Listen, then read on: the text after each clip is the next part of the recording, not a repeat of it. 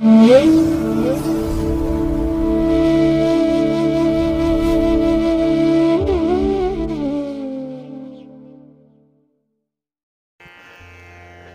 ಮಹಾಗಣಪತಿಯೇ ನಮಃ.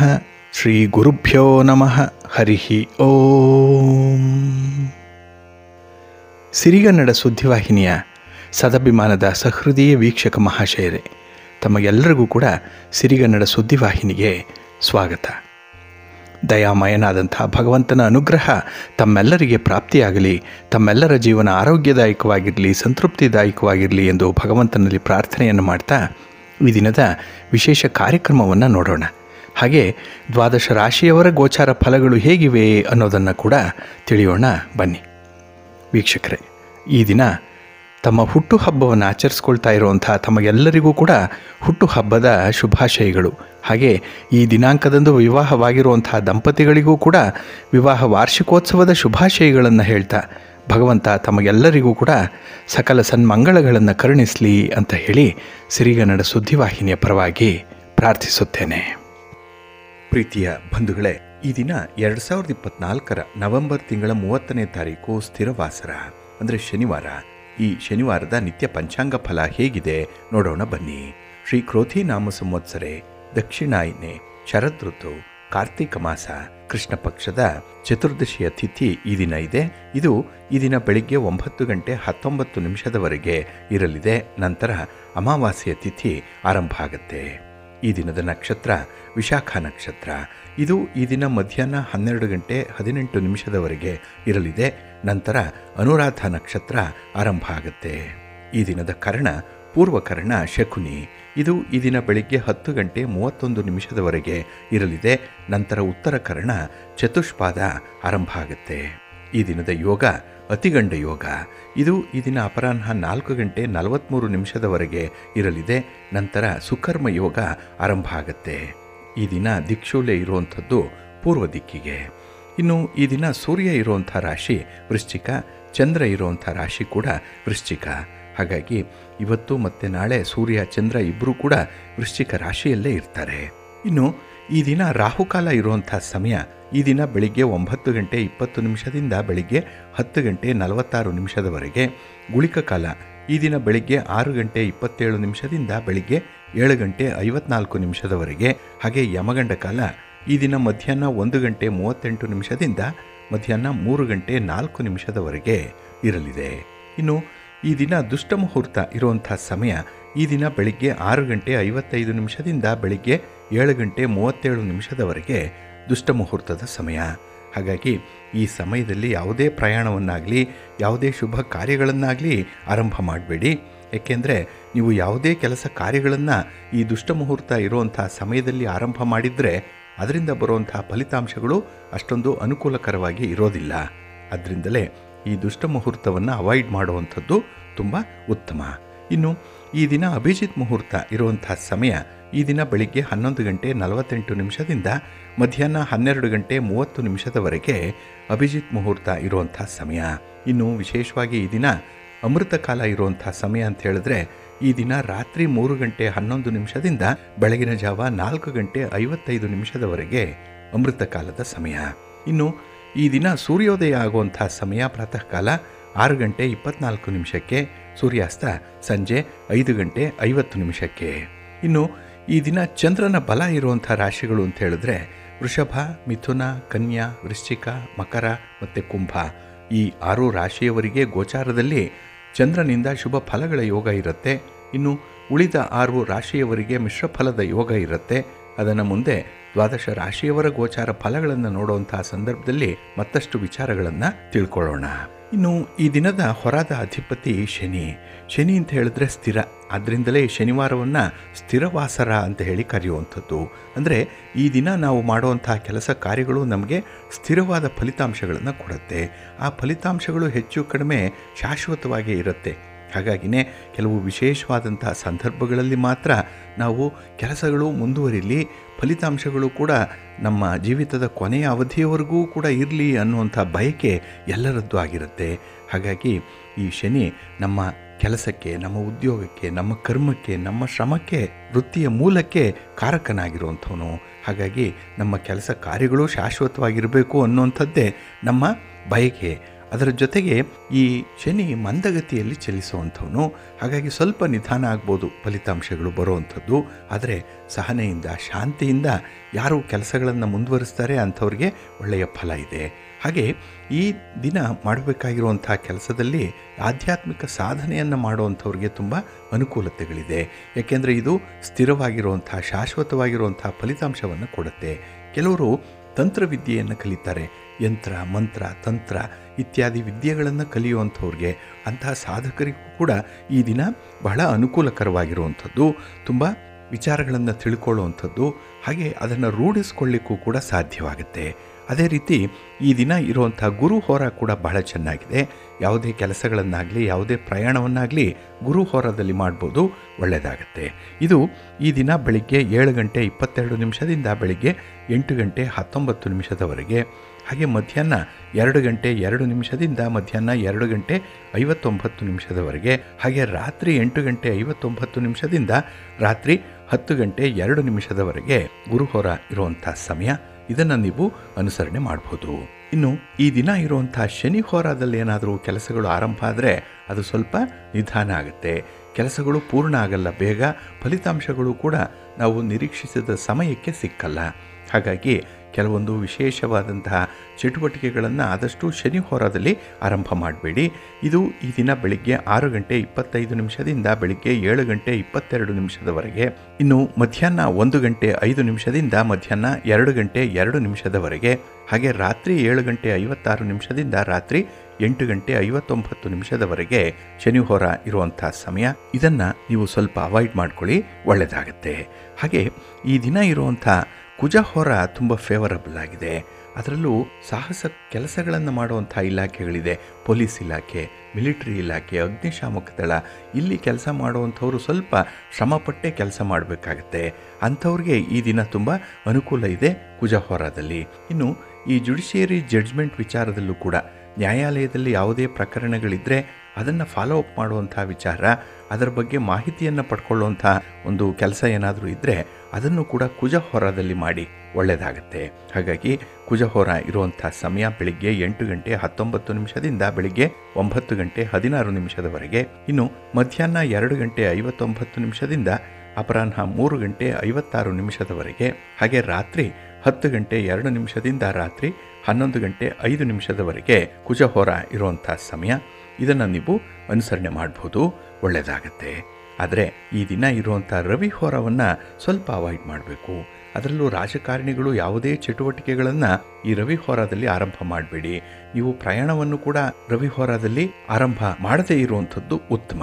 ಹಾಗೆ ರಾಜಕಾರಣಿಗಳನ್ನು ಭೇಟಿ ಮಾಡುವಂಥದ್ದು, ಇನ್ನು ಸರ್ಕಾರದ ಮಟ್ಟದ ಅಧಿಕಾರಿಗಳನ್ನು ಭೇಟಿ ಮಾಡುವಂಥದ್ದು, ಗಣ್ಯರನ್ನಾಗಲಿ ಹಿರಿಯರನ್ನಾಗಲಿ ಭೇಟಿ ಮಾಡುವಂಥ ಕೆಲಸಗಳನ್ನು ಆದಷ್ಟು ರವಿ ಹೋರಾದಲ್ಲಿ ಮಾಡಬೇಡಿ. ಇನ್ನು ಸರ್ಕಾರದಿಂದ ಬರಬೇಕಾದಂತಹ ಕೆಲವು ಕೆಲಸಗಳಿರ್ಬೋದು, ಯಾವುದೇ ಬಿಲ್ಲುಗಳಿರ್ಬೋದು, ಬಾಕಿ ಇರುವಂತಹ ಕೆಲಸಗಳು, ಆದಷ್ಟು ಇದನ್ನು ಕೂಡ ರವಿ ಹೋರಾದಲ್ಲಿ ಫಾಲೋ ಅಪ್ ಮಾಡಬೇಡಿ. ಇದು ಈ ದಿನ ಬೆಳಿಗ್ಗೆ 9 ಗಂಟೆ 16 ನಿಮಿಷದಿಂದ ಬೆಳಿಗ್ಗೆ 10 ಗಂಟೆ 13 ನಿಮಿಷದವರೆಗೆ, ಇನ್ನು ಅಪರಾಹ್ನ 3 ಗಂಟೆ 56 ನಿಮಿಷದಿಂದ ಅಪರಾಹ್ನ 4 ಗಂಟೆ 53 ನಿಮಿಷದವರೆಗೆ, ಹಾಗೆ ರಾತ್ರಿ 11 ಗಂಟೆ 5 ನಿಮಿಷದಿಂದ ರಾತ್ರಿ 12 ಗಂಟೆ 8 ನಿಮಿಷದವರೆಗೆ ರವಿ ಹೋರ ಇರುವಂಥ ಸಮಯ. ಇದನ್ನು ಸ್ವಲ್ಪ ಅವಾಯ್ಡ್ ಮಾಡ್ಕೊಳ್ಳಿ, ಒಳ್ಳೆಯದಾಗತ್ತೆ.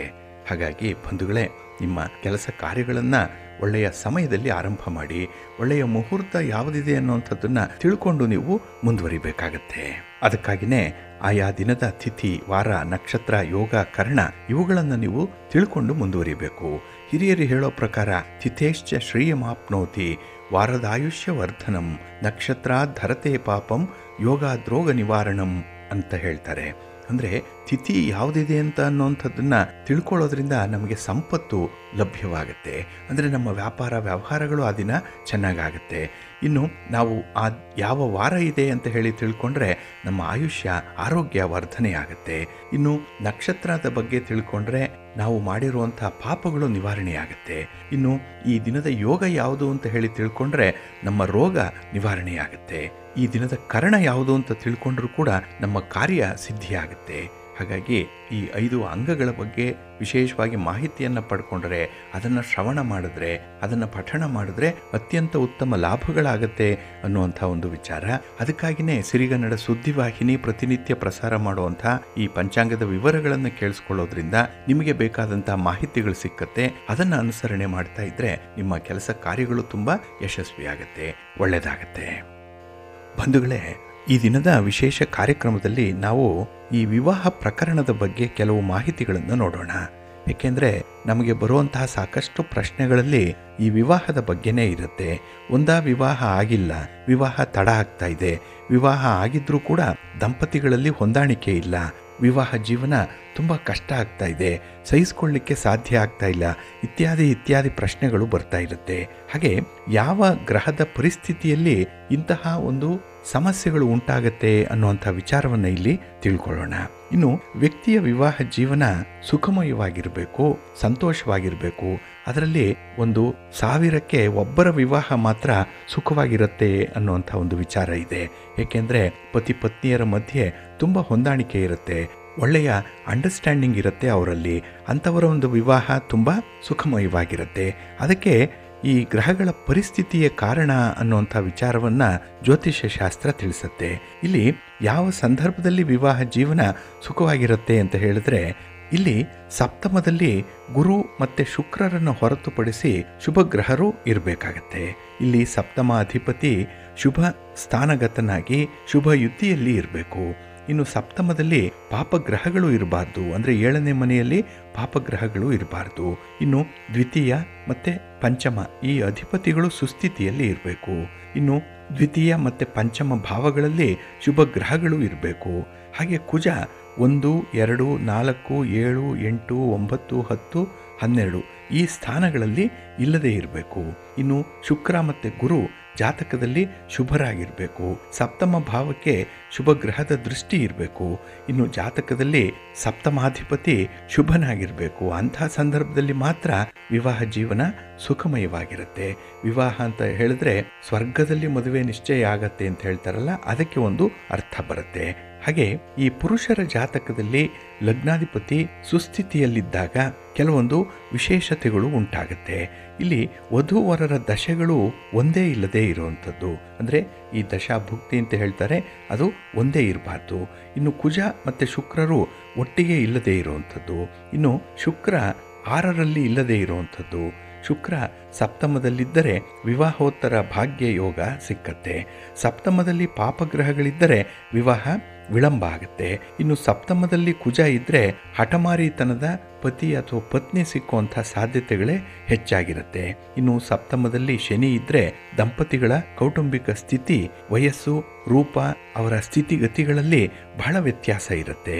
ಇನ್ನು ಸಪ್ತಮಾಧಿಪತಿ ಷಷ್ಠಾಷ್ಟಮ ವ್ಯಯದಲ್ಲಿದ್ದರೆ ವಿವಾಹ ವಿಚ್ಛೇದನ ಆಗುತ್ತೆ. ಇನ್ನು ಸಪ್ತಮದಲ್ಲಿ ಪಾಪಗ್ರಹಗಳ ದೃಷ್ಟಿ ಇರುತ್ತೆ. ಇನ್ನು ಸಪ್ತಮಾಧಿಪತಿ ದುಸ್ಥಿತಿಯಲ್ಲೇನಾದರೂ ಇದ್ದರೆ ಇವುಗಳಿಂದ ವಿವಾಹ ಜೀವನದಲ್ಲಿ ತೊಂದರೆಗಳು ಹೆಚ್ಚಾಗಿರುತ್ತೆ. ಆಗ ಆ ದಂಪತಿಗಳಿಗೆ ಅಸುಖ ಇರುತ್ತೆ, ದಾಂಪತ್ಯ ಸುಖ ಅನ್ನುವಂಥದ್ದು ಸಿಕ್ಕಲ್ಲ. ಇನ್ನು ದಂಪತಿಗಳು ಬೇರೆ ಬೇರೆ ಆಗುವಂಥ ಸಾಧ್ಯತೆಗಳು ಜಾಸ್ತಿ ಇರುತ್ತೆ. ಮತ್ತು ಶುಕ್ರ ಹಾಗೆ ಗುರು ವಿವಾಹ ಕಾರಕರಾಗಿರೋದ್ರಿಂದ ಸಪ್ತಮದಲ್ಲಿದ್ದಾಗ ಅಶುಭ ಫಲಗಳನ್ನು ಕೊಡ್ತಾರೆ. ಹಾಗಾಗಿ ಈ 7ನೇ ಮನೆ ಏನಿದೆ ಅದು ಬಹಳ ವಿಶೇಷವಾಗಿ ಗಮನಿಸಬೇಕು. ಅದರಲ್ಲೂ ಈ ಪುರುಷರ ಜಾತಕದಲ್ಲಿ ಈ ರೀತಿಯ ಫಲಿತಾಂಶಗಳು ಸಿಕ್ಕತ್ತೆ ಅನ್ನುವಂಥ ಒಂದು ವಿಚಾರ ಇದೆ. ಇನ್ನು ಸ್ತ್ರೀ ಜಾತಕದಲ್ಲಿ ಅಷ್ಟಮದಲ್ಲಿ ಏನಾದರೂ ಪಾಪಗ್ರಹಗಳಿದ್ದರೆ ಪತಿಯ ಆಯುಷ್ಯಕ್ಕೆ ಕಂಟಕ ಇರುತ್ತೆ.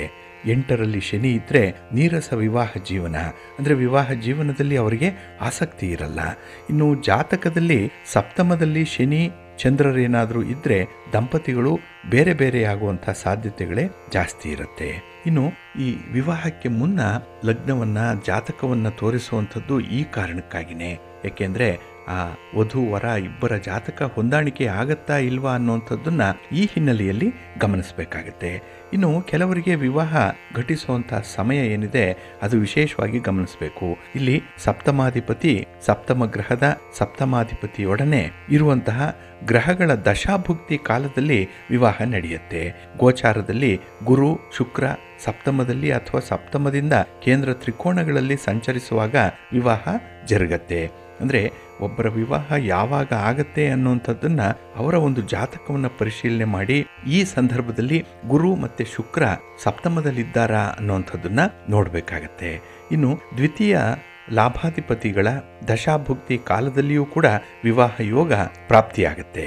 ಇನ್ನು ದ್ವಿತೀಯ ಲಾಭಸ್ಥಾನಗಳಲ್ಲಿ ಸ್ಥಿತರಾದಂತಹ ಗ್ರಹಗಳ ದಶಾಭುಕ್ತಿ ಕಾಲದಲ್ಲಿಯೂ ಕೂಡ ವಿವಾಹ ಯೋಗ ಸೂಚಿತವಾಗುತ್ತೆ. ಇನ್ನು ಗೋಚಾರ ರೀತಿ ಗುರು ಜನ್ಮ ರಾಶಿಯಿಂದಲಾಗಲಿ ಅಥವಾ ಲಗ್ನದಿಂದಲಾಗಲಿ 2, 5, 7, 9, 11ರಲ್ಲಿ ಸಂಚರಿಸುವಾಗ ವಿವಾಹ ಘಟಿಸುತ್ತೆ. ಅವರಿಗೆ ಗುರುಬಲ ಇರುತ್ತೆ. ಹಾಗೆ ಈ ಶುಕ್ರ ದಶಾಭುಕ್ತಿ ಕಾಲಗಳು ವಿವಾಹ ವಯಸ್ಸಿನಲ್ಲಿ ಬಂದಾಗ ಅವರಿಗೆ ವಿವಾಹ ನೆರವೇರುತ್ತೆ. ಹಾಗಾಗಿ ವಿವಾಹ ಆಗಬೇಕು ಅಂದರೂ ಕೂಡ ಗುರುಬಲ ಇರಬೇಕು. ಹಾಗೆ ಈ ಶುಕ್ರನ ದಶಾಭುಕ್ತಿ ಕಾಲದಲ್ಲಿ ವಿವಾಹ ಆಗತ್ತೆ ಅನ್ನುವಂಥ ಒಂದು ಉಲ್ಲೇಖ ಇದೆ. ಇನ್ನು ಶೀಘ್ರ ವಿವಾಹ ಯೋಗ ಕೆಲವರಿಗಿರುತ್ತೆ. ಅಂದರೆ ಬಹಳ ಬೇಗ ವಿವಾಹ ಆಗುವಂಥದ್ದು. ಅಲ್ಲಿ ಅವರಿಗೆ ಬಲಯುಕ್ತರಾದಂತಹ ಲಗ್ನಾಧಿಪತಿ ಇರ್ತಾನೆ, ಸಪ್ತಮಾಧಿಪತಿಯ ಜೊತೆಯಲ್ಲಿ ಲಗ್ನಾಧಿಪತಿ ಇರ್ತಾನೆ. ಆಗ ಅವರಿಗೆ ವಿವಾಹ ಬೇಗ ಆಗುತ್ತೆ. ಇನ್ನು ಶುಕ್ರ ಮತ್ತು ಸಪ್ತಮಾಧಿಪತಿಗಳು ಕೇಂದ್ರಸ್ಥರಾದಾಗ, ಹಾಗೆ ಲಗ್ನ, ದ್ವಿತೀಯ, ಸಪ್ತಮ ಈ ಭಾವಗಳಲ್ಲಿ ಶುಭ ಗ್ರಹರು ಇದ್ದಾಗ ಸಪ್ತಮ ಸ್ಥಾನ ಶುಭತ್ವವನ್ನು ಪಡ್ಕೊಂಡಿರುವಂತಹ ಸಂದರ್ಭದಲ್ಲಿ ಬಹಳ ಬೇಗ ವಿವಾಹ ಉಂಟಾಗುತ್ತೆ. ಕೆಲವರಿಗೆ ಎಷ್ಟೇ ಪ್ರಯತ್ನ ಮಾಡಿದ್ರೂ ಕೂಡ ವಿವಾಹ ಅನ್ನುವಂಥದ್ದು ತಡ ಆಗುತ್ತೆ, ವಿಳಂಬ ಆಗುತ್ತೆ. ಅದಕ್ಕೆ ಕಾರಣ ಏನು ಅಂತ ಹೇಳಿದ್ರೆ, ಶನಿ 1, 2, 5, 7, 10ನೇ ಮನೆಗಳಲ್ಲಿ ಅಶುಭರಾಗಿದ್ದಾಗ, ಪಾಪಗ್ರಹಗಳು 7ನೇ ಮನೆಯಲ್ಲಿದ್ದಾಗ ಅಂದರೆ ಸಪ್ತಮದಲ್ಲಿದ್ದಾಗ, ಗುರುವಿನ ಅಶುಭ ದೃಷ್ಟಿ ಇದ್ದಾಗ, ಇನ್ನು ಸಪ್ತಮದಲ್ಲಿ ರಾಹು, ಅಷ್ಟಮದಲ್ಲಿ ಕುಜ, ಲಗ್ನದಲ್ಲಿ ಅಥವಾ ಸಪ್ತಮದಲ್ಲಿ ಕೇತು ಇದ್ದಾಗ ಕೂಡ ವಿವಾಹ ವಿಳಂಬ ಆಗುತ್ತೆ. ಇನ್ನು ಕುಜ ಮತ್ತು ಶುಕ್ರರು 5, 9, 10ರಲ್ಲಿ ಸಪ್ತಮಾಧಿಪತಿ ಮತ್ತು ಶುಕ್ರರು ಶತ್ರು ಸ್ಥಾನಗತರಾಗಿದ್ದಾಗ, ಅದರಲ್ಲೂ ಸ್ತ್ರೀ ಜಾತಕದಲ್ಲಿ ಗುರುವಿಗೆ ಶನಿಯ ಯೋಗ ದೃಷ್ಟಿಗಳಲ್ಲಿ ಇದ್ದಾಗ, ಲಗ್ನ, ರವಿ ಮತ್ತು ಚಂದ್ರರು ಪಾಪದೃಷ್ಟಿಗೆ ಒಳಗಾಗಿದ್ದಾಗ ಕೂಡ ವಿವಾಹ ವಿಳಂಬ ಆಗುತ್ತೆ. ಹಾಗಾಗಿ ಜಾತಕದಲ್ಲಿ ಈ ಗ್ರಹಗಳ ಸ್ಥಿತಿಗತಿಗಳನ್ನು ಗಮನಿಸಿ ಹೇಳಬೇಕಾಗತ್ತೆ. ಇನ್ನು ಕೆಲವರಿಗೆ ವಿವಾಹವೇ ಆಗಲ್ಲ ಅಂಥ ಒಂದು ಜಾತಕ ಅಂತ ಹೇಳಿದ್ರೆ ವಿವಾಹಹೀನ ಯೋಗ ಇರುವಂಥ ಜಾತಕ ಅದು.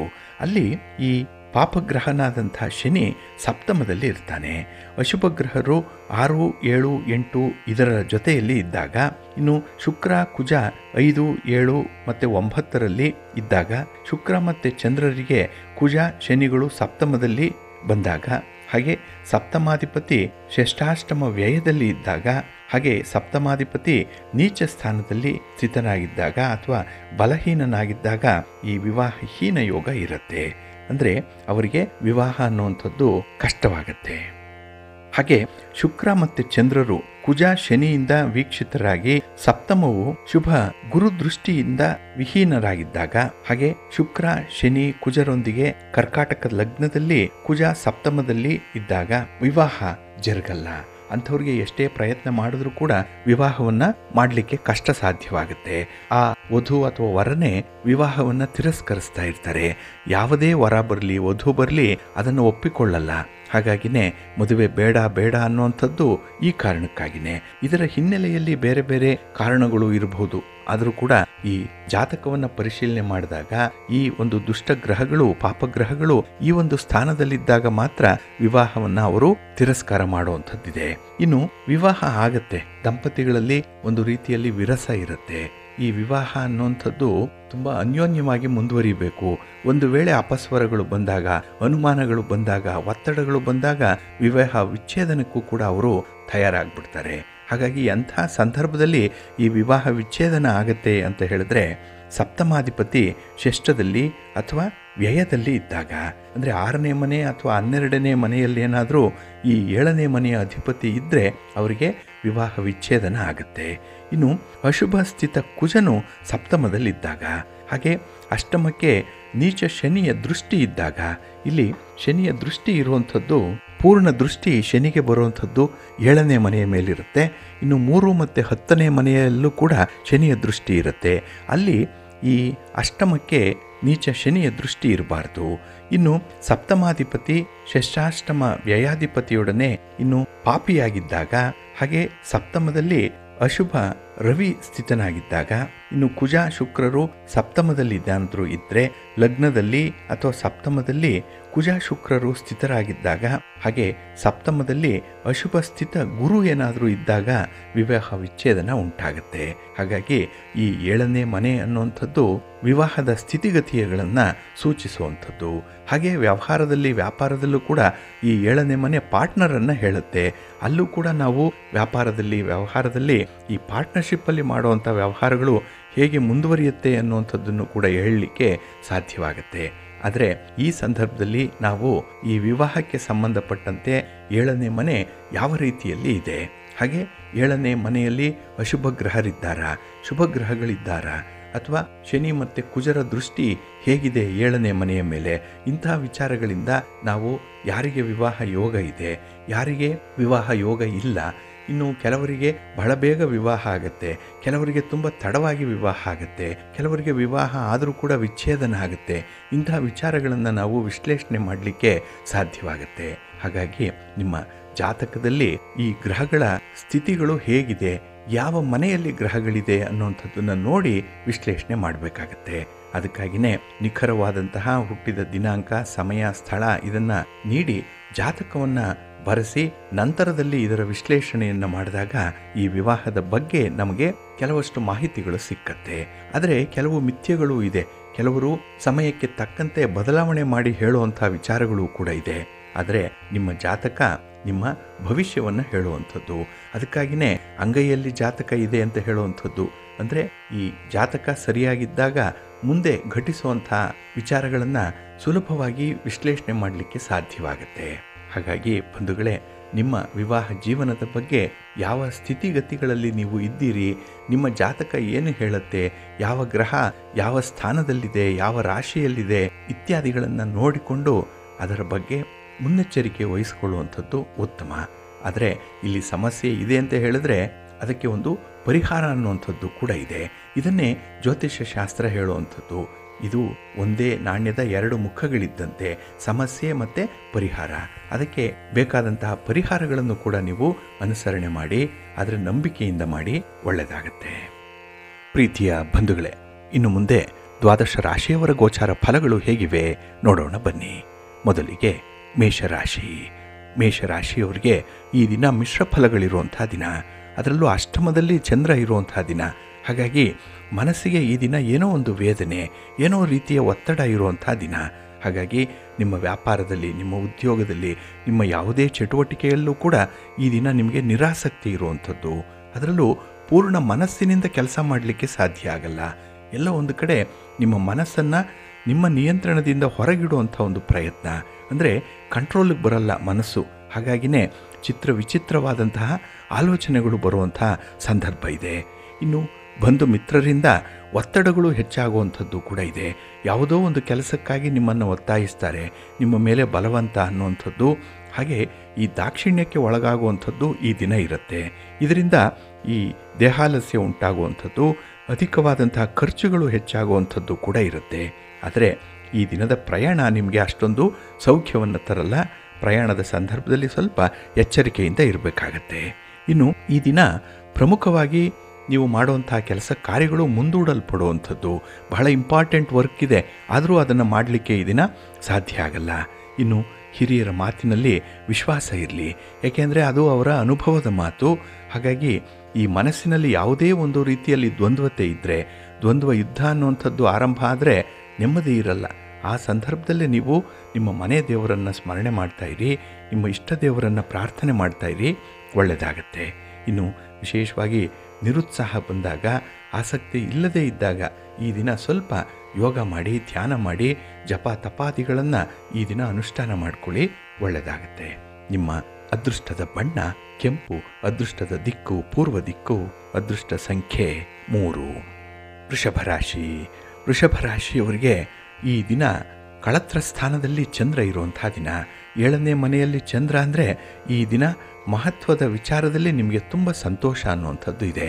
ಕೌಟುಂಬಿಕ ವಿಚಾರ, ಅದರಲ್ಲೂ ನಿಮಗೆ ಹೆಚ್ಚಿನ ಉತ್ತೇಜನವನ್ನು ಕೊಡುತ್ತೆ.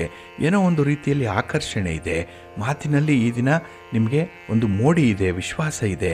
ಜೊತೆಗೆ ಈ ವಿವಾಹ ಜೀವನ ಆಗಲಿ ಅಥವಾ ಈ ಪ್ರೀತಿ ಪ್ರೇಮದ ವಿಚಾರದಲ್ಲಾಗಲಿ ನಿಮಗೆ ತುಂಬ ತೃಪ್ತಿ ಇರುವಂಥ ಸಂದರ್ಭ ಇದೆ. ಹಾಗೆ ಪ್ರಮುಖರಿಂದ ಶುಭ ಕಾರ್ಯಕ್ಕೆ ಆಹ್ವಾನಗಳು ಬರುವಂಥ ಸೂಚನೆಗಳು ಕೂಡ ಈ ದಿನ ಇದೆ. ಇನ್ನು ಹೊಸ ಹೊಸ ಅವಕಾಶಗಳು ಈ ದಿನ ತೆರೆದುಕೊಳ್ಳುತ್ತೆ ನೋಡಿ. ನಿಮ್ಮ ಉದ್ಯೋಗ ಆಗಲಿ ಅಥವಾ ವ್ಯಾಪಾರ ಆಗಲಿ, ಇದರಲ್ಲಿ ಬಹಳ ವಿಶೇಷವಾಗಿ ನೀವು ಹೊಸ ಹೊಸ ಅವಕಾಶಗಳನ್ನು ಪಡ್ಕೊಳ್ಳುವಂಥದ್ದು ಇದೆ. ಈ ಅವಕಾಶಗಳನ್ನು ಸದುಪಯೋಗಪಡಿಸ್ಕೊಳ್ಳಿ, ಒಳ್ಳೆಯದಾಗತ್ತೆ. ಇನ್ನು ಈ ದಿನ ನಿಮ್ಮ ಸಮುದಾಯದಲ್ಲಿರುವಂಥ ಹಿರಿಯರಿಂದ, ಗಣ್ಯರಿಂದ ಒಂದು ಸಲಹೆ, ಮಾರ್ಗದರ್ಶನ, ಸಹಕಾರ ನಿಮಗೆ ಸಿಕ್ಕತ್ತೆ. ಹಾಗಾಗಿನೇ ಕೆಲಸ ಕಾರ್ಯಗಳು ಯಶಸ್ವಿಯಾಗಿ ಮುಂದುವರಿಯುತ್ತೆ. ಇನ್ನು ವಾಹನದ ಅನುಕೂಲತೆ ಈ ದಿನ ಬಹಳ ಚೆನ್ನಾಗಿದೆ. ನಿಮ್ಮ ಓಡಾಟ, ಸಂಚಾರ ಇದು ಅನುಕೂಲಕರವಾಗಿರುತ್ತೆ. ಇನ್ನು ಈ ದಿನದಲ್ಲಿ ನಿಮ್ಮ ನಿರೀಕ್ಷೆಗಳು ನಿಜ ಆಗುತ್ತೆ. ನೀವು ಅಂದುಕೊಂಡಂತೆ ಕೆಲಸಗಳಾಗುತ್ತೆ. ನೀವು ಏನನ್ನು ಊಹೆ ಮಾಡ್ತೀರೋ, ಒಂದು ಕಲ್ಪನೆ ಮಾಡ್ಕೊಳ್ತೀರೋ, ಅದರಂತೆಯೇ ಈ ದಿನ ಘಟಿಸುವಂಥದ್ದು. ಅದಕ್ಕಾಗಿ ಒಳ್ಳೆಯ ಆಲೋಚನೆಗಳನ್ನೇ ಮಾಡಿ ಧನಾತ್ಮಕವಾಗಿರಿ, ಪಾಸಿಟಿವ್ ಆಗಿರಿ. ಯಾರಲ್ಲೂ ಇರುವಂಥ ಈ ಒಂದು ದೋಷಗಳನ್ನು ಹುಡುಕ್ಲಿಕ್ಕೆ ಹೋಗಬೇಡಿ. ಹಾಗಾಗಿ ಈ ದಿನ ನಿಮಗೆ ಶುಕ್ರ, ಚಂದ್ರ ಅನುಕೂಲಕರವಾಗಿರೋದ್ರಿಂದ ಎಲ್ಲವೂ ಕೂಡ ಯಶಸ್ವಿಯಾಗಿ ನಡೆಯುತ್ತೆ. ಜೊತೆಗೆ ದುರ್ಗಾದೇವಿಯನ್ನು ಆರಾಧನೆ ಮಾಡಿ, ಅಮ್ಮನವರ ದರ್ಶನ ಮಾಡಿಕೊಳ್ಳಿ, ಒಳ್ಳೆಯದಾಗುತ್ತೆ. ನಿಮ್ಮ ಅದೃಷ್ಟದ ಬಣ್ಣ ಕೆಂಪು, ಅದೃಷ್ಟದ ದಿಕ್ಕು ಉತ್ತರ ದಿಕ್ಕು, ಅದೃಷ್ಟ ಸಂಖ್ಯೆ 1. ಮಿಥುನ ರಾಶಿಯವರಿಗೆ ಈ ದಿನ ಷಷ್ಠದಲ್ಲಿ ಚಂದ್ರ ಇರುವಂಥವನು. 6ರಲ್ಲಿ ಚಂದ್ರ ಅಂದರೆ ಮನಸ್ಸಿಗೆ ಏನೋ ಒಂದು ನೆಮ್ಮದಿ ಇದೆ, ಆರೋಗ್ಯದಲ್ಲಿ ಸುಧಾರಣೆ ಇದೆ. ಹಾಗೆ ಕೆಲಸ ಕಾರ್ಯಗಳಿಗೆ ಇದ್ದಂತಹ ಅಡ್ಡಿ ಆತಂಕಗಳು ನಿವಾರಣೆಯಾಗುವಂಥ ಸಂದರ್ಭ ಇದೆ. ಒಟ್ಟಾರೆ ನಿಮ್ಮ ಒಂದು ಕೆಲಸಕ್ಕೆ ಅನುಕೂಲಕರವಾದಂಥ ವಾತಾವರಣ ಇದೆ. ಹಾಗೆ ಕೆಲವು ವ್ಯವಹಾರಗಳಲ್ಲಿ ಸ್ನೇಹಿತರಿಂದ ಸಹಾಯ ಸಿಕ್ಕತ್ತೆ. ಅದರಲ್ಲೂ ಹಣಕಾಸಿನ ಸಹಾಯ ಬಹಳ ಬೇಗ ಈ ದಿನ ಸಿಕ್ಕುವಂಥದ್ದು. ಜೊತೆಗೆ ಕುಟುಂಬ ಸದಸ್ಯರ ನೆರವು ಕೂಡ ನಿಮಗೆ ಇದೆ. ಅದಕ್ಕಾಗಿಯೇ ಕೆಲಸಗಳು ಪೂರ್ಣಗೊಳ್ಳುವಂಥದ್ದು. ಹಾಗೆ ಪೂರ್ಣಗೊಂಡ ಕೆಲಸದಲ್ಲಿ ಪೂರ್ಣವಾದಂಥ ತೃಪ್ತಿ ಇರುತ್ತೆ. ಫಲಿತಾಂಶ ಏನೇ ಇರಲಿ ಆದರೂ ಕೂಡ ಈ ದಿನ ಸಮಾಧಾನ ಇದೆ. ಇನ್ನು ಈ ದಿನ ಈ ಸಹೋದರರ ಜೊತೆಯಲ್ಲಿ ಇದ್ದಂತಹ ಆಸ್ತಿ ವಿವಾದಗಳಿರಲಿ, ಯಾವುದೇ ರೀತಿಯ ಭಿನ್ನಾಭಿಪ್ರಾಯಗಳಿರಲಿ, ಅದನ್ನು ಬಗೆಹರಿಸ್ಕೊಳ್ಳಿಕ್ಕೆ ಒಂದು ಒಳ್ಳೆಯ ವೇದಿಕೆ ಇದೆ. ಹಾಗಾಗಿ ನಿಮ್ಮ ಪ್ರಯತ್ನಕ್ಕೆ ಮೀರಿದಂಥ ಒಂದು ಫಲಿತಾಂಶ ಈ ದಿನ ಸಿಕ್ಕತ್ತೆ. ಹಾಗೆ ಈ ದಿನದಲ್ಲಿ ಆಕಸ್ಮಿಕ ಲಾಭ ಪ್ರಾಪ್ತಿಯ ಸಾಧ್ಯತೆ ಕೂಡ ಇದೆ. ನಿಮ್ಮ ವ್ಯವಹಾರದಲ್ಲೇ ಈ ದಿನ ನಿಮಗೆ ತುಂಬ ಅದೃಷ್ಟ ಇರುವಂಥ ದಿನ ಇದು. ಆದರೆ ಈ ದಿನದಲ್ಲಿ ನಿಮ್ಮ ವಾದಗಳೇನು, ನಿಮ್ಮ ಅಜೆಂಡಾ ಏನು, ನಿಮ್ಮ ಗುರಿ ಏನು, ಇದನ್ನು ಸ್ಪಷ್ಟಪಡಿಸಬೇಕು. ಅದರಲ್ಲೂ ನಿಮ್ಮ ಸಂಗಾತಿ, ನಿಮ್ಮ ಪ್ರೀತಿ ಪಾತ್ರರ ಜೊತೆಯಲ್ಲಿ ನಿಮ್ಮಲ್ಲಿ ಇರುವಂಥ, ಮನಸ್ಸಿನಲ್ಲಿ ಇರುವಂಥ ವಿಚಾರಗಳೇನು ಅನ್ನೋಂಥದ್ದನ್ನು ತಿಳಿಸ್ಬೇಕಾಗತ್ತೆ. ಹಾಗೆ ಜೀವನದಲ್ಲಿ ಬದಲಾವಣೆ ಉಂಟಾಗುವಂಥ ಸಮಯ ಇದು. ಏನೋ ಒಂದು ಟರ್ನಿಂಗ್ ಪಾಯಿಂಟ್ ಇದೆ ಈ ದಿನ. ಅದನ್ನು ಪೂರ್ಣ ಮನಸ್ಸಿನಿಂದ ಈ ದಿನ ಸ್ವೀಕಾರ ಮಾಡಿ, ಆಹ್ವಾನ ಮಾಡಿ, ಒಳ್ಳೆಯದಾಗತ್ತೆ. ನಿಮ್ಮ ಮನೆ ದೇವರನ್ನು ಸ್ಮರಣೆ ಮಾಡ್ತಾ ಇರಿ. ಹಾಗೆ ಭಕ್ತಿಯಿಂದ ಶ್ರೀ ಲಕ್ಷ್ಮೀ ವೆಂಕಟೇಶ್ವರ ಸ್ವಾಮಿಯ ಆರಾಧನೆ ಮಾಡಿ ಈ ದಿನ ಒಳ್ಳೆಯದಾಗತ್ತೆ. ನಿಮ್ಮ ಅದೃಷ್ಟದ ಬಣ್ಣ ತಿಳಿ ಹಸಿರು, ಅದೃಷ್ಟದ ದಿಕ್ಕು ಈಶಾನ್ಯ ದಿಕ್ಕು, ಅದೃಷ್ಟ ಸಂಖ್ಯೆ 1. ಕರ್ಕಾಟಕ ರಾಶಿಯವರಿಗೆ ಈ ದಿನ ನಿಮ್ಮ ರಾಶಿಯ ಅಧಿಪತಿಯಾದಂಥ ಚಂದ್ರ ಪಂಚಮದಲ್ಲಿದ್ದಾನೆ. ಇದು ಪೂರ್ವ ಪುಣ್ಯ ಸ್ಥಾನ ಇದು. ಹಾಗಾಗಿ ಪೂರ್ವಾರ್ಜಿತವಾಗಿ ಏನಾದರೂ ಒಳ್ಳೆಯದಾಗಿದ್ದರೆ ಈ ದಿನ ಮನಸ್ಸು ಸ್ವಲ್ಪ ಸಂತೋಷವಾಗಿರುತ್ತೆ. ಇಲ್ಲಾಂದರೆ ಮನಸ್ಸಿಗೆ ಒತ್ತಡ ಜಾಸ್ತಿ ಇದೆ, ಏನೋ ಒಂದು ಕಡೆ ಅಸಂತೋಷ ಇರುವಂಥದ್ದು, ಅತೃಪ್ತಿ ಇರುವಂಥ ಸಂದರ್ಭಗಳು ಜಾಸ್ತಿ. ಇನ್ನು ಹಣಕಾಸಿನ ಪರಿಸ್ಥಿತಿ ಕೂಡ ಅಸ್ತವ್ಯಸ್ತವಾಗಿರುತ್ತೆ. ಯಾವುದೂ ಕೂಡ ನಿಮ್ಮ ನಿಯಂತ್ರಣದಲ್ಲಿಲ್ಲ. ಅದರಲ್ಲೂ ಈ ಚಂಚಲ ಮನಸ್ಸಿಗೆ ನೀವು ಆಹಾರವನ್ನು ಕೊಡುವಂತಹ ಸಂದರ್ಭ. ಈ ದಿನ ಇಲ್ಲ ಸಲ್ಲದ ಆರೋಪಗಳಿಗೆ ಗುರಿಯಾಗುವಂಥದ್ದು ಕೂಡ ಇದೆ. ಹಾಗೆ ಈ ದಿನದಲ್ಲಿ ಹೆಚ್ಚಿನ ಸಂಪಾದನೆಗೆ ಹೊಸ ದಾರಿಯನ್ನು ಹುಡುಕುವಂಥ ಒಂದು ಪ್ರಯತ್ನದಲ್ಲಿರ್ತೀರಿ. ಆದರೆ ಆ ಪ್ರಯತ್ನ ನಿಮಗೆ ಮಿಶ್ರ ಫಲವನ್ನು ತರುವಂಥದ್ದು. ಹಾಗೆ ಈ ದಿನ ನೀವು ಕೈಗೊಳ್ಳುವಂಥ ಯಾವುದೇ ತೀರ್ಮಾನ ಕೂಡ ಕ್ರಮಬದ್ಧವಾಗಿರಲ್ಲ. ಇದರಿಂದ ಕುಟುಂಬದವರಿಗೆ ಅನಗತ್ಯವಾದಂಥ ಒತ್ತಡವನ್ನು ತರ್ತೀರಿ. ಹಾಗಾಗಿ ನಿಮ್ಮನ್ನು ನಂಬಿಕೊಂಡಿಂಥವ್ರಿಗೂ ಕೂಡ ಈ ದಿನ ನಿಮ್ಮಿಂದ ಸ್ವಲ್ಪ ಅನಾನುಕೂಲತೆಗಳೇ ಜಾಸ್ತಿ ಇರುತ್ತೆ. ಇನ್ನು ನಿಮ್ಮ ಮಾತಿನಲ್ಲಿ ವಿಶ್ವಾಸ ಇಲ್ಲ, ಮಾತಿನಲ್ಲಿ ಮಧುರತೆ ಅನ್ನುವಂಥದ್ದು ಇಲ್ಲ. ಹಾಗಾಗಿ ನಿಮ್ಮ ಮಾತೇ ಕೆಲವೊಂದು ಸಮಸ್ಯೆಗಳಿಗೆ ಕಾರಣವಾಗುವಂಥದ್ದು. ಹಾಗಾಗಿ ನಿಮ್ಮ ಪ್ರೀತಿ ಪಾತ್ರರಾಗಲಿ, ನಿಮ್ಮ ಸಂಗಾತಿಯಾಗಲಿ, ನಿಮ್ಮ ಕುಟುಂಬಸ್ಥರಾಗಲಿ ಈ ದಿನ ನಿಮ್ಮ ಮಾತನ್ನು ಕೇಳಲಿಕ್ಕೂ ಕೂಡ ಕಷ್ಟಪಡ್ತಾರೆ. ಏಕೆಂದರೆ ಆ ಮಾತಿನಲ್ಲಿ ಒಂದು ಕಠೋರತೆ ಇದೆ. ಹಾಗೆ ಕೆಲವೊಂದು ದ್ವಂದ್ವಾರ್ಥಗಳು ಇರುವಂಥದ್ದು, ಚುಚ್ಚಿ ಹೇಳುವಂಥ ಮಾತು ಕೆಲವರಿಗೆ ಇಷ್ಟ ಆಗಲ್ಲ. ಹಾಗಾಗಿ ನಿಮ್ಮ ಮಾತನ್ನು ಈ ದಿನ ಸ್ವಲ್ಪ ನಿಯಂತ್ರಣ ಮಾಡಿಕೊಳ್ಳಿ. ಇನ್ನು ಯಾವುದೇ ಒಂದು ವಸ್ತುವಿನ ಖರೀದಿಯ ಬಗ್ಗೆ ಈ ದಿನ ಮುಂದುವರಿಬೇಡಿ. ಅಷ್ಟೊಂದು ಲಾಭ ಇಲ್ಲ, ನಷ್ಟ ಉಂಟಾಗುವಂಥ ಸಾಧ್ಯತೆ ಜಾಸ್ತಿ ಇರುತ್ತೆ. ನಿಮ್ಮ ಇಷ್ಟ ದೇವರನ್ನು ಆರಾಧನೆ ಮಾಡಿಕೊಳ್ಳಿ. ಮಹಾಲಕ್ಷ್ಮಿಯನ್ನು ಈ ದಿನ ಪ್ರಾರ್ಥನೆ ಮಾಡಿಕೊಳ್ಳಿ. ಅಶ್ವತ್ಥ ವೃಕ್ಷ ಪ್ರದಕ್ಷಿಣೆಯನ್ನು ಮಾಡಿ ಈ ದಿನ ಒಳ್ಳೆಯದಾಗುತ್ತೆ. ನಿಮ್ಮ ಅದೃಷ್ಟದ ಬಣ್ಣ ತಿಳಿ ಹಸಿರು, ಅದೃಷ್ಟದ ದಿಕ್ಕು ಈಶಾನ್ಯ ದಿಕ್ಕು, ಅದೃಷ್ಟ ಸಂಖ್ಯೆ 5. ಸಿಂಹರಾಶಿ. ಸಿಂಹರಾಶಿಯವರಿಗೆ ಈ ದಿನ ಚತುರ್ಥದಲ್ಲಿ ಚಂದ್ರ ಇರುವಂಥ ದಿನ. ಹಾಗಾಗಿನೇ ಈ ದಿನ ನಿಮಗೆ ಮಿಶ್ರ ಫಲಗಳು ಇರುವಂಥದ್ದು. ಸುಖ ಸ್ಥಾನದಲ್ಲಿ ಚಂದ್ರ ಅಂದರೆ ಈ ದಿನ ಸುಖದಿಂದ ಸ್ವಲ್ಪ ವಂಚಿತರಾಗುವಂಥದ್ದು. ಅದರಲ್ಲೂ ಈ ದಿನ ನಿಮ್ಮ ಒಂದು ಹಠಮಾರಿ ಧೋರಣೆಯಿಂದಲೇ ಕೆಲವೊಂದು ಕೈಗೆ ಬಂದ ತುತ್ತು ಬಾಯಿಗೆ ಸಿಕ್ಕಲ್ಲ. ಹಾಗಾಗಿನೇ ಕೆಲವು ವಿಶೇಷ ಪ್ರಕರಣಗಳನ್ನು ಕೈ ಚೆಲ್ಲುವಂಥದ್ದು ಕೂಡ ಇರುತ್ತೆ. ಇನ್ನು ಈ ದಿನದಲ್ಲಿ ಆಧ್ಯಾತ್ಮಿಕ ವಿಚಾರದಲ್ಲಿ ಆಸಕ್ತಿಯನ್ನು ಮೂಡಿಸ್ಕೊಳ್ಬೇಕು. ಆಗ ಮನಸ್ಸನ್ನು ಸ್ವಲ್ಪ ತಹಬಂದಿಗೆ ತಂದುಕೊಳ್ಳಿಕ್ಕೆ ಸಾಧ್ಯವಾಗುತ್ತೆ. ಇನ್ನು ಈ ದಿನದಲ್ಲಿ ಅನಿರೀಕ್ಷಿತ ವ್ಯಕ್ತಿಯೊಬ್ಬರ ಭೇಟಿಯಿಂದ ನಿಮಗೆ ಸಂತೋಷ ಉಂಟಾಗುತ್ತೆ. ಆದರೆ ಆ ವ್ಯಕ್ತಿಯ ಮೇಲೆ ಹೆಚ್ಚಿನ ಅವಲಂಬನೆ ಮಾಡುವಂಥದ್ದಾಗಲಿ, ಅವರನ್ನು ನಂಬಿ ಹಣಕಾಸಿನ ವ್ಯವಹಾರಗಳನ್ನು ಮಾಡುವಂಥದ್ದನ್ನಾಗಲಿ ಮಾಡಬೇಡಿ. ಮುಂದೆ ಅದು ನಿಮಗೆ ಭಾರಿ ನಷ್ಟವನ್ನು ತರುವಂಥದ್ದಾಗತ್ತೆ. ಹಾಗೆ ಈ ದಿನ ನಿಮ್ಮ ಮುಗ್ಧತೆಯನ್ನಾಗಲಿ, ನಿಮ್ಮ ಒಂದು ಸಾಮರ್ಥ್ಯವನ್ನಾಗಲಿ ನಿಮ್ಮ ಬಂಧುಗಳು ದುರುಪಯೋಗಪಡಿಸ್ಕೊಳ್ಳುವಂಥ ಸಾಧ್ಯತೆ ಇದೆ. ಹಾಗಾಗಿನೇ ನಿಮ್ಮ ಹೆಸರಿಗೆ ಮಸಿ ಬಳಿಯುವಂಥ ಪ್ರಯತ್ನಗಳು ನಿಮ್ಮ ಹಿತಶತ್ರುಗಳಿಂದ ಆಗುವಂಥದ್ದು ಕೂಡ ಇರುತ್ತೆ. ಸ್ವಲ್ಪ ಜಾಗ್ರತೆ. ಆದರೆ ಈ ದಿನ ಕಾನೂನು ಚೌಕಟ್ಟನ್ನು ಮೀರುವಂಥ ಪ್ರಯತ್ನವನ್ನು ಮಾಡಬೇಡಿ. ಈ ಕಾನೂನು, ಶಿಸ್ತು, ಸರ್ಕಾರದ ನೀತಿ ನಿಯಮ ಇದರಿಂದ ನಿಮಗೆ ಸ್ವಲ್ಪ ತೊಂದರೆ ಆಗುತ್ತೆ. ಎಲ್ಲೋ ಒಂದು ಕಡೆ ಈ ತೆರಿಗೆ, ಶುಲ್ಕ, ಟ್ಯಾಕ್ಸ್ ಅನ್ನುವಂಥದ್ದನ್ನು ಕೂಡ ಕಟ್ಟಬೇಕಾಗತ್ತೆ. ಜಾಗ್ರತೆ. ಹಾಗೆ ನಿಮ್ಮ ಪರಿಶ್ರಮದ ಕೆಲಸ ನಿಮಗೆ ತೃಪ್ತಿಯನ್ನು ತರಲ್ಲ. ಅಂದರೆ ನಿಮ್ಮ ಶ್ರಮಕ್ಕೆ ತಕ್ಕ ಫಲಿತಾಂಶ ಅನ್ನುವಂಥದ್ದು ಸಿಕ್ಕಲ್ಲ, ನಿರಾಸೆ ಉಂಟಾಗುತ್ತೆ. ಪ್ರೀತಿ ಪ್ರೇಮದ ವಿಚಾರದಲ್ಲೂ ಕೂಡ ಈ ದಿನ ಅಷ್ಟಕ್ಕಷ್ಟೇ ಇರುವಂಥದ್ದು. ಪಾಲಿಗೆ ಬಂದದ್ದೇ ಪಂಚಾಮೃತ, ಅದನ್ನೇ ಸ್ವೀಕಾರ ಮಾಡಿ. ನಿಮ್ಮ ಮನೆ ದೇವರನ್ನು ಸ್ಮರಣೆ ಮಾಡ್ತಾಯಿರಿ. ಹಾಗೆ ಭಕ್ತಿಯಿಂದ ಈ ದಿನ ಶಿವಸ್ತೋತ್ರವನ್ನು ಹೇಳ್ಕೊಳ್ಳಿ, ಶಿವನಾಮ ಸ್ಮರಣೆ ಮಾಡಿ. ಒಳ್ಳೆಯದಾಗತ್ತೆ. ನಿಮ್ಮ ಅದೃಷ್ಟದ ಬಣ್ಣ ನೇರಳೆ, ಅದೃಷ್ಟದ ದಿಕ್ಕು ಉತ್ತರ ದಿಕ್ಕು, ಅದೃಷ್ಟ ಸಂಖ್ಯೆ 3. ಕನ್ಯಾ ರಾಶಿ. ಕನ್ಯಾ ರಾಶಿಯವರಿಗೆ ಈ ದಿನ ತೃತೀಯದಲ್ಲಿ ಚಂದ್ರ ಇದ್ದಾನೆ. ಕೀರ್ತಿ ಸ್ಥಾನ ಇದು. ಹಾಗಾಗಿನೇ ಈ ದಿನ ಬಹಳ ವಿಶೇಷವಾಗಿ ಪ್ರಮುಖರಿಂದ ನಿಮಗೆ ನಿಮ್ಮ ಒಂದು ನಡತೆಗೆ, ನಿಮ್ಮ ಒಂದು ಕಾರ್ಯಕ್ಕೆ ಶ್ಲಾಘನೆ ಸಿಕ್ಕುವಂಥದ್ದು. ಅಂದರೆ ನಿಮ್ಮ ಬಗ್ಗೆ ಒಳ್ಳೆಯ ಮಾತುಗಳನ್ನಾಡ್ತಾರೆ. ಇದು ನಿಮಗೆ ಪ್ರೇರೇಪಣೆಯ ವಿಚಾರ. ಹಾಗೆ ಈ ದಿನದಲ್ಲಿ ನಿಮ್ಮ ಪರಿಶ್ರಮದ ಕೆಲಸ ಬಹಳ ಬೇಗ ಫಲಿತಾಂಶವನ್ನು ತರುತ್ತೆ. ನೀವು ಅಂದುಕೊಂಡಂಥ ಕೆಲಸವನ್ನು ಮಾಡ್ತೀರಿ, ಅಂದುಕೊಂಡಂಥ ಸೌಕರ್ಯವನ್ನು ಪಡ್ಕೊಳ್ತೀರಿ. ಹಾಗೆ ನಿಮ್ಮ ಕಾರ್ಯ ದಕ್ಷತೆ ಮೇಲಧಿಕಾರಿಗಳಿಂದ ಪ್ರಶಂಸಿಸಲ್ಪಡುವಂಥದ್ದು ಕೂಡ ಇದೆ. ಒಟ್ಟಾರೆ ನಿಮ್ಮ ಉದ್ಯೋಗ ಕ್ಷೇತ್ರದಲ್ಲಿ ನೀವು ಯಾವುದೇ ಕೆಲಸ ಮಾಡಿ ಮನಸ್ಸಿಗೆ ತೃಪ್ತಿ ಅನ್ನುವಂಥದ್ದು ಇದೆ. ಹಾಗೆ ಮನೆಯ ಸುರಕ್ಷತೆ ಬಗ್ಗೆ ಈ ದಿನ ಗಮನ ಕೊಡುವಂಥದ್ದು ಇದೆ. ಅದಕ್ಕಾಗಿ ಸ್ವಲ್ಪ ಖರ್ಚು ವೆಚ್ಚಗಳಾಗ್ಬೋದು. ಆದರೂ ಕೂಡ ಶಾಶ್ವತವಾದಂಥ ಒಂದು ಫಲವನ್ನು ಪಡ್ಕೊಳ್ಳಿಕ್ಕೆ, ಆ ಸಮಸ್ಯೆಯನ್ನು ನಿವಾರಣೆ ಮಾಡಿಕೊಳ್ಳಿಕ್ಕೆ ಪ್ರಯತ್ನ ಮಾಡ್ತೀರಿ. ಇದು ಒಳ್ಳೆಯದಾಗತ್ತೆ. ಹಾಗೆ ಈ ದಿನ ಯಾವುದೇ ವ್ಯಕ್ತಿಯನ್ನು ಕಡೆಗಣಿಸಬೇಡಿ. ಏಕೆಂದರೆ ಪ್ರತಿ ವ್ಯಕ್ತಿಯಲ್ಲೂ ಕೂಡ ಏನೋ ಒಂದು ವಿಶೇಷತೆ ಇದೆ. ಯಾವಾಗಲೂ ಒಮ್ಮೆ ಅವರು ನಿಮಗೆ ಸಹಾಯಕ್ಕೆ ಬರ್ತಾರೆ. ಹಾಗಾಗಿ ವ್ಯಕ್ತಿಗಳನ್ನು ದೂರ ಮಾಡೋದಕ್ಕಿಂತ ವ್ಯಕ್ತಿಯಲ್ಲಿರುವಂಥ ಒಳ್ಳೆಯತನವನ್ನು ಗೌರವಿಸುವಂಥದ್ದು ಉತ್ತಮ ಈ ಸಂದರ್ಭ. ಹಾಗೆ ಈ ದಿನದಲ್ಲಿ ನಿಮ್ಮ ಸ್ನೇಹಿತರ ಆಗಮನ, ಅವರ ಭೇಟಿ, ಅವರ ಸಂಪರ್ಕ ನಿಮಗೆ ಸಂತೋಷವನ್ನು ತರುತ್ತೆ. ಹಾಗೆ ಈ ವ್ಯವಹಾರಗಳೇನಿದೆ ಅದರಲ್ಲೂ ಹಣದ ವ್ಯವಹಾರ ನಿಮಗೆ ಆಶಾದಾಯಕವಾಗಿರುತ್ತೆ. ಎಲ್ಲೋ ಒಂದು ಕಡೆ ನಿಮಗೆ ತುಂಬ ಪ್ರೋತ್ಸಾಹಗಳು ಸಿಕ್ಕುವಂಥದ್ದು. ನಿಮ್ಮ ಸಂಗಾತಿ, ನಿಮ್ಮ ಪ್ರೀತಿ ಪಾತ್ರರ ನೆರವಿನಿಂದ, ಅವರ ಒಂದು ಮಾತಿನಿಂದ, ಅವರ ಪ್ರೇರೇಪಣೆಯಿಂದ ಈ ದಿನ ಅಸಾಧ್ಯವಾದದ್ದನ್ನು ಕೂಡ ಸಾಧನೆ ಮಾಡುವಂಥ ಒಂದು ಮನಸ್ಥಿತಿ ಇರುತ್ತೆ. ಅದಕ್ಕಾಗಿ ಒಂದು ಪ್ರಯತ್ನ ಇದೆ. ಪ್ರಯತ್ನದಲ್ಲಿ ಒಳ್ಳೆಯ ಫಲ ಇದೆ. ನಿಮಗೆ ನಿಧಾನ ಆಗ್ಬೋದು, ಆದರೆ ಶಾಶ್ವತವಾದ ಸ್ಥಿರವಾದ ಫಲಿತಾಂಶಗಳನ್ನು ಪಡ್ಕೊಳ್ತೀರಿ. ಮುಂದುವರಿರಿ. ಒಳ್ಳೆಯದಾಗುತ್ತೆ. ಗಣಪತಿಯನ್ನು ಆರಾಧನೆ ಮಾಡಿ, ಶಿವನ ಪರಿವಾರ ದೇವತೆಗಳನ್ನು ಪ್ರಾರ್ಥನೆ ಮಾಡಿಕೊಳ್ಳಿ. ಒಳ್ಳೆಯ ಫಲ ನಿಮಗಿದೆ. ನಿಮ್ಮ ಅದೃಷ್ಟದ ಬಣ್ಣ ತಿಳಿ ಹಸಿರು, ಅದೃಷ್ಟದ ದಿಕ್ಕು ಈಶಾನ್ಯ ದಿಕ್ಕು, ಅದೃಷ್ಟ ಸಂಖ್ಯೆ 1. ತುಲಾರಾಶಿ. ತುಲಾರಾಶಿಯವರಿಗೆ ಈ ದಿನ ದ್ವಿತೀಯದಲ್ಲಿ ಚಂದ್ರ ಇರುವಂಥ ದಿನ. ಇದು ಧನಸ್ಥಾನ, ಇದೇ ಕುಟುಂಬ ಸ್ಥಾನ. ಹಾಗಾಗಿ ಕುಟುಂಬದಿಂದ ಈ ದಿನ ನಿಮಗೆ ಸ್ವಲ್ಪ ಒತ್ತಡಗಳು ಇರುತ್ತೆ. ಯಾರದ್ದೋ ಒಂದು ಮಾತು, ಯಾರದ್ದೋ ಬೇಡದ ವಿಚಾರ ಈ ದಿನ ನಿಮ್ಮ ಮನಸ್ಸಿಗೆ ಭಾರವಾಗಿಸುತ್ತೆ ಅದು.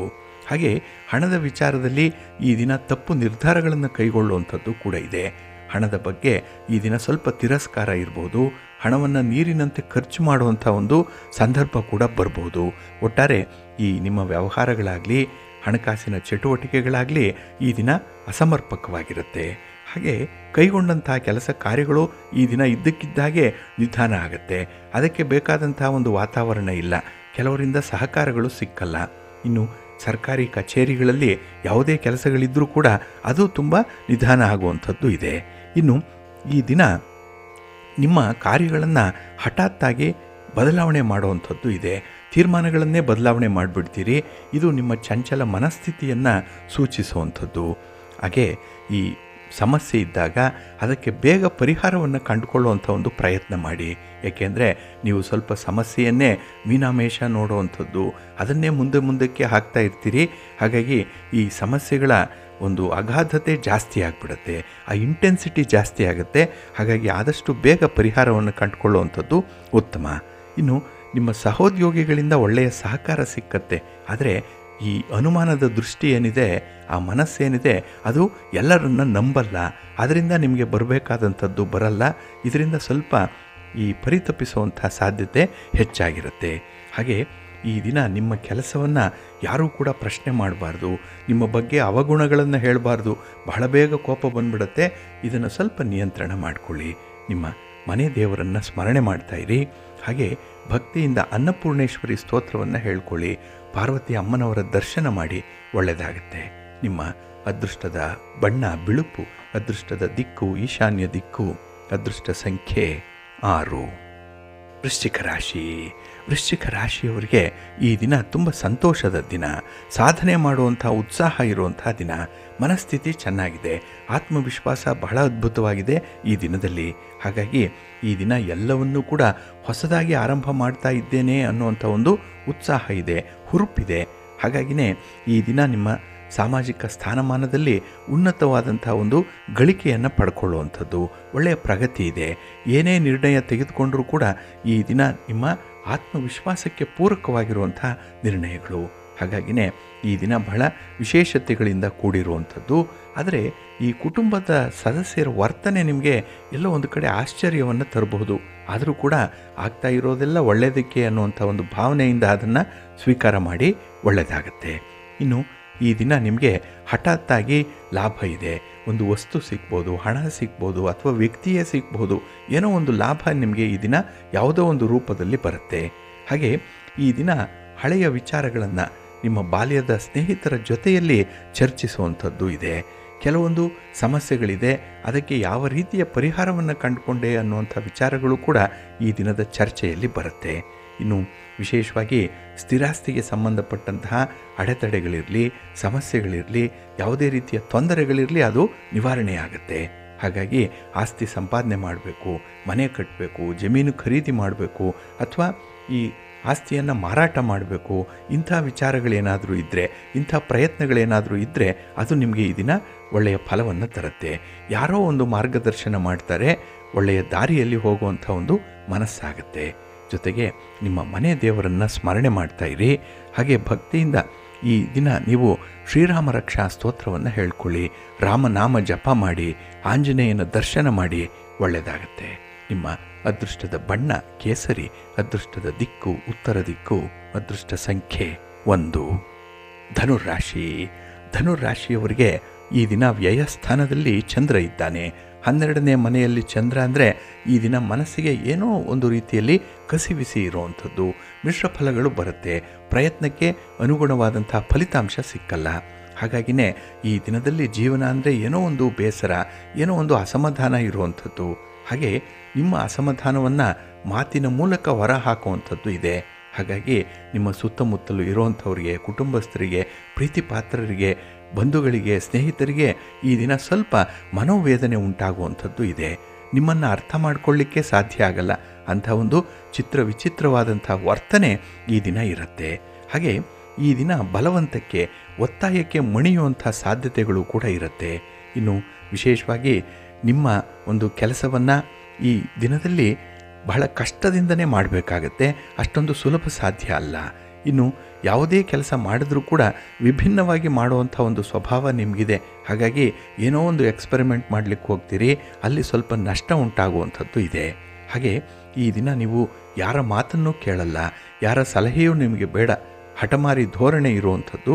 ಹಾಗಾಗಿ ನಿಮ್ಮ ಪ್ರಗತಿ ಈ ದಿನ ಅಷ್ಟಕ್ಕಷ್ಟೇ ಇರುತ್ತೆ. ಇನ್ನು ಈ ದಿನ ನಿಮಗೆ ಕೋಪ ಸಿಡುಕು ಜಾಸ್ತಿ ಇರುವಂಥದ್ದು, ಅದನ್ನು ಸ್ವಲ್ಪ ನಿಯಂತ್ರಣ ಮಾಡಿಕೊಳ್ಳುವಂಥದ್ದು ಬಹಳ ಮುಖ್ಯ. ಏಕೆಂದರೆ ಆ ವಿವೇಚನೆ ನಿಮ್ಮ ಕೈಲಿರುತ್ತೆ, ಒಳ್ಳೆಯದಾಗತ್ತೆ. ಇನ್ನು ಈ ದಿನದಲ್ಲಿ ಯಾವುದೇ ಒಂದು ವಿಚಾರವನ್ನಾಗಲಿ ಗುರು ಹಿರಿಯರ ಮಾರ್ಗದರ್ಶನದಲ್ಲಿ ಮುಂದುವರಿಸಿ ಸಮಸ್ಯೆಗೆ ಪರಿಹಾರ ಕಂಡುಕೊಳ್ಳುವಂಥ ಒಂದು ಪ್ರಯತ್ನ ಮಾಡಿ, ಒಳ್ಳೆಯದಾಗತ್ತೆ. ನಿಮ್ಮ ಮನೆ ದೇವರನ್ನು ಸ್ಮರಣೆ ಮಾಡ್ತಾ ಇರಿ, ವಿಷ್ಣು ಸ್ತೋತ್ರವನ್ನು ಹೇಳ್ಕೊಳ್ಳಿ, ವಿಷ್ಣು ತತ್ವ ಇರುವಂಥ ಯಾವುದಾದ್ರೂ ಒಂದು ದೇವಾಲಯಕ್ಕೆ ಹೋಗಿ ಭಗವಂತನ ದರ್ಶನ ಮಾಡಿ, ಒಳ್ಳೆಯದಾಗತ್ತೆ. ನಿಮ್ಮ ಅದೃಷ್ಟದ ಬಣ್ಣ ತಿಳಿ ನೀಲಿ, ಅದೃಷ್ಟದ ದಿಕ್ಕು ಈಶಾನ್ಯ ದಿಕ್ಕು, ಅದೃಷ್ಟ ಸಂಖ್ಯೆ 3. ಮಕರ ರಾಶಿ. ಮಕರ ರಾಶಿಯವರಿಗೆ ಈ ದಿನ ಲಾಭಸ್ಥಾನದಲ್ಲಿ ಚಂದ್ರ ಇದ್ದಾನೆ. 11ನೇ ಮನೆ ಅಂದರೆ ಈ ದಿನ ನಿಮಗೆ ಪರಿಪೂರ್ಣವಾದಂಥ ಒಂದು ಮನಸ್ಥಿತಿ ಇರುತ್ತೆ.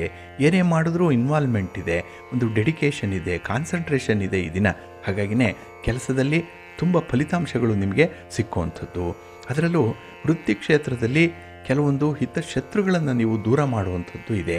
ಏಕೆಂದರೆ ನಿಮಗೆ ಈ ದಿನ ತುಂಬ ಜಾಣತನ ಇದೆ, ಜಾಣ್ಮೆ ಇದೆ, ಹಾಗೆ ಸಮಯ ಪ್ರಜ್ಞೆ ಕೂಡ ಬಹಳ ಚೆನ್ನಾಗಿದೆ. ಹಾಗೆ ಈ ದಿನ ಕೆಲಸದಲ್ಲಿ ಯಾವುದೇ ರೀತಿಯ ಒತ್ತಡ ಇರಲಿ, ಕಿರಿಕಿರಿ ಇರಲಿ, ಅದನ್ನು ಕೂಡ ನಿವಾರಣೆ ಮಾಡ್ಕೊಳ್ತೀರಿ. ಸಮಸ್ಯೆಗೆ ಉತ್ತರವನ್ನು ಕಂಡುಕೊಳ್ಳುವಂಥ ಒಂದು ಸಮಾಧಾನಕರವಾದಂಥ ವ್ಯವಸ್ಥೆ ಈ ದಿನ ಇರುತ್ತೆ. ಹಾಗೆ ಈ ದಿನ ಸ್ತ್ರೀ ವರ್ಗದವರೊಬ್ಬರು ಸ್ವಲ್ಪ ಅಸಹಜವಾಗಿ ನಿಮಗೆ ವರ್ತಿಸ್ಬೋದು, ಸ್ವಲ್ಪ ಜಾಗ್ರತೆಯಿಂದ ಇಲ್ಲಿ ಇರಬೇಕಾಗತ್ತೆ. ಇನ್ನು ಈ ದಿನದಲ್ಲಿ ನೀವು ತೆಗೆದುಕೊಳ್ಳುವಂಥ ನಿರ್ಧಾರಗಳು ಕೂಡ ನಿಮಗೆ ಮುಂದೆ ಭಾರಿ ಲಾಭವನ್ನು ತಂದುಕೊಡುತ್ತೆ. ಇನ್ನು ವಿಶೇಷವಾಗಿ ಈ ದಿನದಲ್ಲಿ ಹಣಕಾಸಿನ ಪರಿಸ್ಥಿತಿ ಉತ್ತಮವಾಗಿರುತ್ತೆ. ಹಾಗೆ ನಿಮ್ಮ ವ್ಯಾಪಾರ, ವ್ಯವಹಾರ, ಉದ್ಯೋಗ ಹೆಚ್ಚಿನ ಅನುಕೂಲವನ್ನು ನಿಮಗೆ ತರುವಂಥದ್ದು. ಎಲ್ಲೂ ಕೂಡ ಸಮಸ್ಯೆ ಇಲ್ಲ, ಇದ್ದರೂ ಕೂಡ ಸಣ್ಣ ಪುಟ್ಟ ಸಮಸ್ಯೆಗಳು, ಅದನ್ನು ಬಹಳ ಬೇಗ ನೀವು ಪರಿಹಾರ ಮಾಡ್ಕೊಳ್ತೀರಿ. ಹಾಗೆ ಈ ದಿನ ಈ ಸಾಲದಿಂದ ಆಗಲಿ ಅಥವಾ ಸಮಸ್ಯೆಯಿಂದ ಆಗಲಿ ಮುಕ್ತಿ ದೊರೆಯುವಂಥ ಸಾಧ್ಯತೆ ಹೆಚ್ಚಾಗಿರುತ್ತೆ. ಹಾಗೆ ಪ್ರತಿಷ್ಠಿತ ವ್ಯಕ್ತಿಗಳ ಭೇಟಿ ಆಗುವಂಥದ್ದು, ಅಲ್ಲಿ ನಿಮ್ಮ ಗುರಿಯನ್ನು ಸಾಧನೆ ಮಾಡ್ಕೊಳ್ತೀರಿ. ನಿಮ್ಮ ಒಂದು ಸೌಕರ್ಯ, ಸೌಲಭ್ಯ ಏನು ಬೇಕೋ ಅದನ್ನು ಈ ದಿನ ಪಡ್ಕೊಳ್ತೀರಿ. ಒಟ್ಟಾರೆ ತುಂಬ ಕಂಫರ್ಟಬಲ್ ಆಗಿರ್ತೀರಿ, ಕಂಫರ್ಟ್ ಝೋನಲ್ಲಿ ಈ ದಿನ ಇರ್ತೀರಿ, ಒಳ್ಳೆಯದಾಗತ್ತೆ. ನಿಮ್ಮ ಮನೆ ದೇವರನ್ನು ಸ್ಮರಣೆ ಮಾಡ್ತಾ ಇರಿ. ಹಾಗೆ ಭಕ್ತಿಯಿಂದ ಈ ದಿನ ಶನಿ ಸ್ತೋತ್ರವನ್ನು ಹೇಳ್ಕೊಳ್ಳಿ, ನವಗ್ರಹಗಳ ದರ್ಶನ ಮಾಡಿ, ಒಳ್ಳೆಯದಾಗತ್ತೆ. ನಿಮ್ಮ ಅದೃಷ್ಟದ ಬಣ್ಣ ತಿಳಿ ನೀಲಿ, ಅದೃಷ್ಟದ ದಿಕ್ಕು ಈಶಾನ್ಯ ದಿಕ್ಕು, ಅದೃಷ್ಟ ಸಂಖ್ಯೆ 1. ಕುಂಭರಾಶಿ. ಕುಂಭರಾಶಿಯವರಿಗೆ ಈ ದಿನ ಕರ್ಮಸ್ಥಾನದಲ್ಲಿ ಚಂದ್ರ ಇದ್ದಾನೆ. ಇದು ಉದ್ಯೋಗ ಸ್ಥಾನ, 10ನೇ ಮನೆ ಇದು. ಹಾಗಾಗಿ ಮನಸ್ಸಿಗೆ ಸಮಾಧಾನ ಅಂದರೆ ನೀವು ಮಾಡುವಂಥ ಕೆಲಸಗಳು. ಯಾಕೆಂದರೆ ನಿಮಗೆ ಈ ದಿನ ತುಂಬ ಆತ್ಮವಿಶ್ವಾಸ ಇದೆ, ಧೈರ್ಯ ಇದೆ. ಹಾಗೆ ಯಾವುದೇ ಕೆಲಸವನ್ನು ಮಾಡಬಲ್ಲೆ ಅನ್ನುವಂಥ ಒಂದು ಮನಸ್ಥಿತಿ ಇದೆ. ವಿಲ್ ಪವರ್ ಚೆನ್ನಾಗಿದೆ. ವೇರ್ ಧರಿಸೆ ವಿಲ್ ಧರಿಸಿವೆ, ಇದು ನಿಮಗೆ ಈ ದಿನ ತುಂಬ ಚೆನ್ನಾಗಿ ಅರ್ಥ ಆಗಿದೆ. ಹಾಗೆ ಈ ದಿನ ನಿಮ್ಮನ್ನು ವಂಚಿಸಿ ಹಣ ಸೆಳೆಯುವಂಥ ಮೋಸಗಾರರ ಜಾಲ ಏನಿದೆ ಅದನ್ನು ಬಯಲಿಗೆ ಎಳುವಂಥದ್ದು ಇದೆ. ಒಟ್ಟಾರೆ ಎಲ್ಲಿ ತೊಂದರೆ ಆಗಿದೆ, ಎಲ್ಲಿ ನಿಮಗೆ ನಷ್ಟ ಆಗ್ತಾ ಇದೆ, ಎಲ್ಲಿ ಮೋಸ ಆಗ್ತಾ ಇದೆ, ಅಂಥದ್ದನ್ನು ಈ ದಿನ ಕಂಡು ಹಿಡಿತೀರಿ. ಅಂಥವ್ರಿಗೆ ತಕ್ಕ ಪಾಠವನ್ನು ಹೇಳುವಂಥ ಒಂದು ಸಂದರ್ಭ ಕೂಡ ಇದೆ.